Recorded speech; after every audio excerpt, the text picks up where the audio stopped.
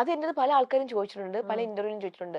നമ്മളെ ലൊക്കേഷനിൽ ഇപ്പൊ തന്നെ അറിയാലോ അത്, അതില് നമ്മുടെ സീരിയൽ ഇൻഡസ്ട്രിയിൽ എന്തെങ്കിലും മോശം അനുഭവങ്ങൾ ഉണ്ടായിട്ടുണ്ടോ എന്ന്.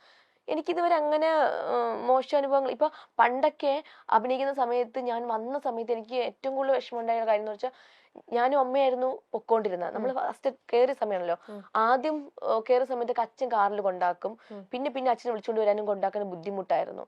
ട്രിവാൻഡ്രത്ത് നിന്ന് അങ്ങ് പോകണമായിരുന്നു. അത് കഴിഞ്ഞ് ഞങ്ങൾ ബസ്സിലാണ് പൊക്കോണ്ടിരിക്കുന്നത്, KSRTC ബസ്സിൽ, ഞാനും അമ്മയൊക്കെ ആയിട്ട്. പക്ഷെ ഇവർ ഞങ്ങളെ ലേറ്റ് ആയിട്ടാണ് വിടുന്നത്. ഞങ്ങളൊന്ന് കൊണ്ടാക്കിയോ, ഞങ്ങൾക്ക് ടീ തരയോ, ഞങ്ങളെ വഴിയിലിറക്കി അങ്ങ് വണ്ടിയിൽ ഇറക്കി വിടും. ഞങ്ങൾക്ക് പാതിരാത്രി 11 12 എനിക്ക് ഇപ്പോഴും ഓർമ്മയുണ്ട് ആ കാര്യങ്ങളൊക്കെ.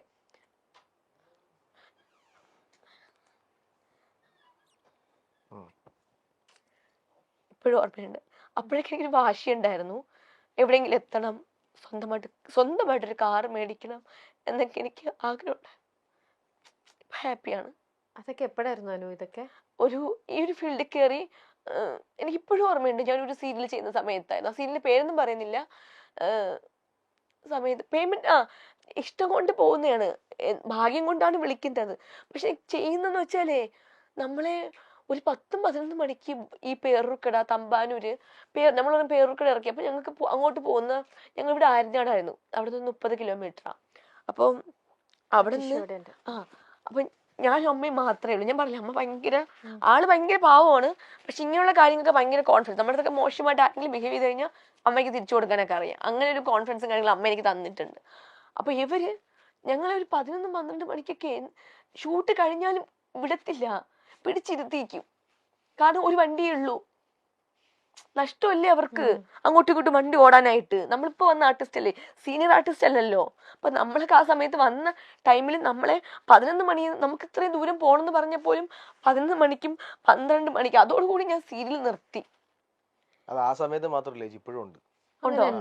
പിന്നെ ഇപ്പോഴും 11 12 മണിക്കൊക്കെ പിടിച്ചിരുത്തിക്കും. എന്തിനാണ് പെൺകുട്ടികളെയൊക്കെ അവരെ പാരന്റ്സിനെ പിടിച്ചിരുത്തിക്കുന്നത്? ഇപ്പോഴും ഉണ്ട് കേട്ടോ. അതിപ്പോ സ്റ്റാർ വാല്യൂ ഇല്ലാത്തതുകൊണ്ടാണ്. അപ്പൊ ഏറ്റവും കൂടുതൽ സ്റ്റാർ വാല്യൂ ഇല്ലാത്തതുകൊണ്ടായിരിക്കും ഉറപ്പായിട്ടും. ഇപ്പൊ ഈ പറയുന്ന പോലെ നമ്മള് കുറച്ച് അറിയപ്പെടുന്ന ആൾക്കാരാണെങ്കിൽ അവര് പ്രതികരിക്കുമല്ലോ. ഇപ്പൊ ഈ ആദ്യമായിട്ട് വരുന്ന കുട്ടികൾ പ്രതികരിക്കാൻ നിൽക്കില്ല. ഇപ്പൊ വരുന്ന കുട്ടികൾക്ക് എന്താ പേടിയെന്ന് അറിയാമോ? ഈ പേടി തന്നെ, ഇപ്പൊ ഉള്ള കുട്ടികൾക്കുള്ള പേടിയായിരുന്നു എനിക്കും.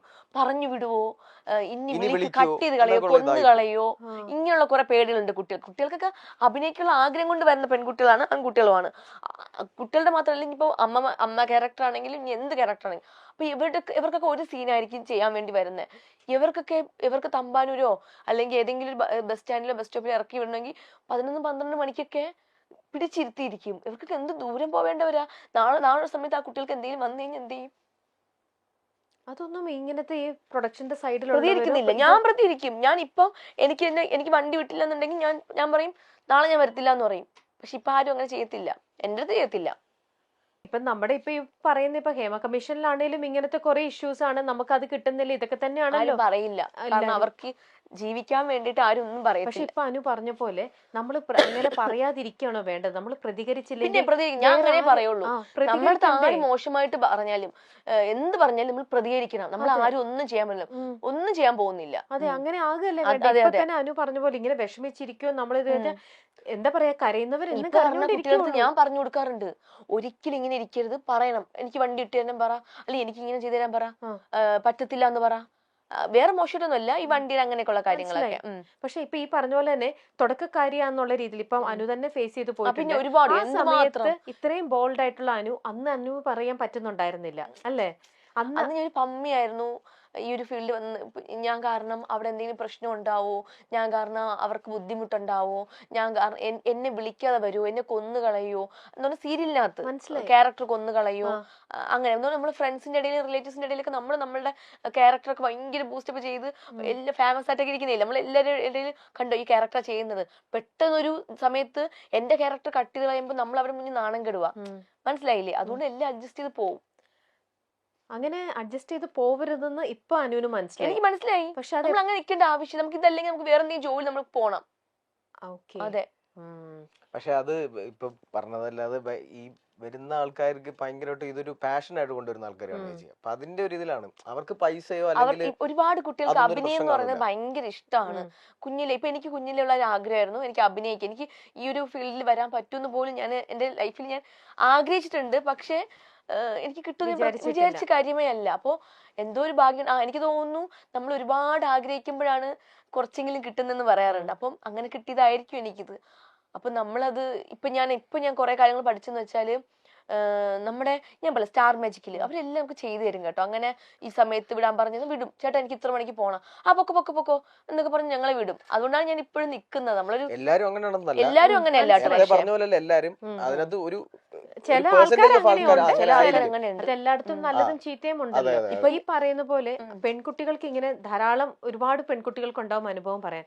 പക്ഷെ അതേപോലെ തന്നെ നിങ്ങൾ ആൺകുട്ടികളും ഇത്തരത്തിലുള്ള ഇങ്ങനെ അവോയ്ഡ് ചെയ്യുക, നിഗ്ലക്ട് ചെയ്യുക, നിങ്ങളെ തള്ളി മാറ്റുക തീർച്ചയായിട്ടും ഉണ്ടാവില്ല. ഒരുപാട് ഉണ്ടായിട്ടുണ്ട്. ജീവൻ അങ്ങനെ ഒരു അനുഭവം ഉണ്ടായിട്ടുണ്ട്. ഉണ്ടായിട്ടുണ്ട്, ഒരുപാട് ഉണ്ടായിട്ടുണ്ട് ചേച്ചി. ഞാൻ തുടങ്ങിയ സമയത്തല്ല, അത് മാത്രമല്ല ഞാനൊരു ജിംബൂമ എന്ന് പറഞ്ഞ ക്യാരക്ടർ ചെയ്ത് കഴിഞ്ഞ സമയത്ത് അപ്പൊ അത്യാവശ്യം ആൾക്കാർക്കൊക്കെ എന്നെ അറിയാം.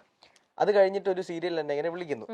അപ്പൊ വിളിച്ച് അങ്ങനെ ഞാൻ ചെന്ന് കഴിഞ്ഞ അവിടെ ചെന്നപ്പോഴത്തേക്ക് എന്താന്നറിയത്തില്ല, അവർക്ക് എന്നെ വേണ്ട.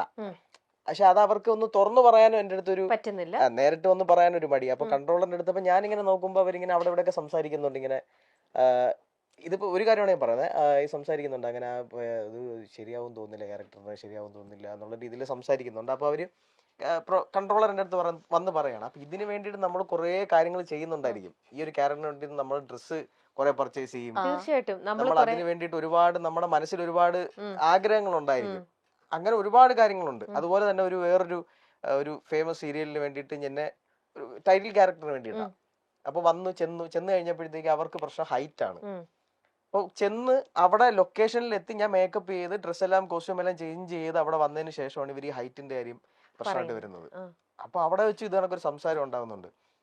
അപ്പൊ അവര് പറയുന്ന ഒരു 10 എപ്പിസോഡ് നമുക്ക് എടുത്ത് ചാനലിൽ കൊടുത്തു നോക്കിയിട്ട് അവരെന്താ പറയണെന്ന് നോക്കാന്ന് പറഞ്ഞിട്ട് ഇവര് കൊടുത്തു കഴിഞ്ഞപ്പോ അന്ന് ചാനലിന്റെ ഹെഡ് ആയിട്ടിരുന്നത് ഫേമസ് ആയിട്ടുള്ള ഒരാളാണ്. അപ്പൊ സാർ പറഞ്ഞ അവരുടെ അടുത്ത് പറഞ്ഞു, നിങ്ങൾ അവന്റെ ഹൈറ്റ് ഒന്നും നോക്കണ്ട, അവൻ ചെയ്ത് വെച്ചിരിക്കുന്നത് വെച്ചിട്ട് പെർഫോമൻസ് വെച്ചിട്ട് നിങ്ങൾ അവന്റെ കാര്യം നോക്കിയാൽ മതി.